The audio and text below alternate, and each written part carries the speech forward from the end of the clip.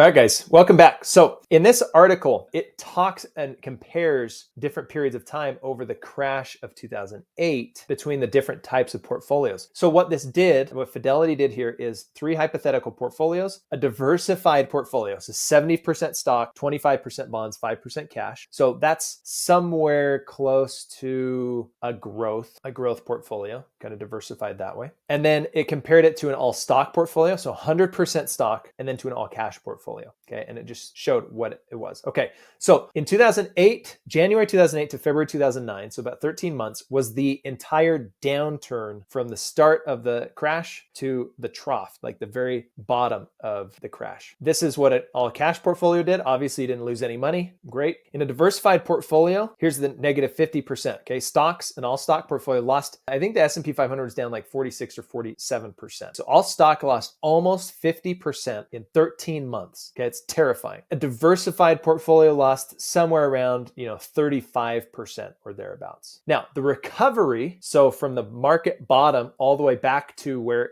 the market had started essentially, was from March 2009 to February 2014. That was the recovery. That was just when the market was going up. The all stock portfolio obviously outperformed. It was over 150% return, over 150%. The diversified portfolio, right around 100%. Cash, obviously zero, right? Nothing. So if you look across the downturn and the recovery, across these all, you see that cash basically did nothing. Your diversified portfolio and the all stock portfolio did about the same. Okay, all stock beat it out just a little bit. It lost a lot more, had more to recover, had to do a whole lot more to recover fully all the way. So this accounts for that, right? Because it had further to go to get back to where it was. Diversified portfolio lost less, gain had to make up less ground. And so overall, it's right there. So you can see that from peak to peak, right?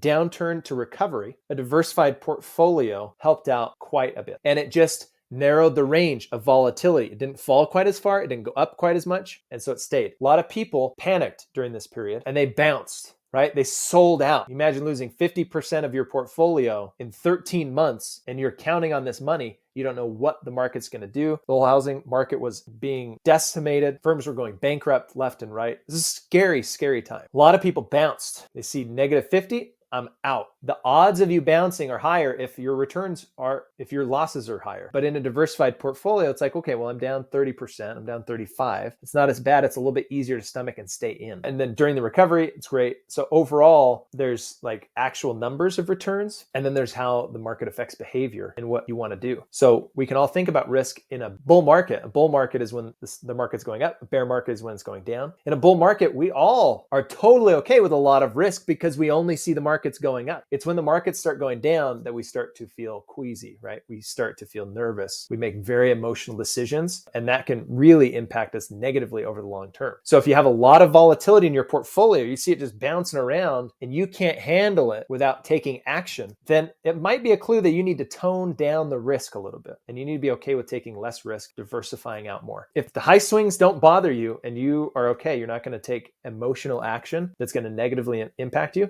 maybe you're okay taking more risk. Everybody's a little bit different. Even husband and wife, usually they're very different. You got to talk through that and you got to kind of come to a decision there. Okay. So that's what a diversified portfolio can be and the impact. Now, one thing I'll just add that this doesn't show is the years following 2014, right? 2014 all the way to 2020, we had one of the biggest, the bull market really started here, right? March 2009. March 2009 to, March 2020 or 2020, right before the pandemic hit and we had another big downturn. This is the longest bull market on record. And it was massive. And so this shows the downturn and the recovery up to break even, but it doesn't show the market continuing to grow. The market for an all stock portfolio has completely blown away a diversified portfolio from 2014 to now. But there's always going to be ups and downs. So if you look from 2008 to today and what that difference is, you're going to see an all stock portfolio likely is going to be higher, even with the little market trouble we've had recently. But again, part of it is the numbers, part of it is the emotions, and we have to learn how to manage it and be very aware of how we're feeling to make sure that we're doing that properly. So that gives you an idea about how diversification can help. The next video, we're going to talk about how to properly maintain diversification over time. We'll see you guys in the next video.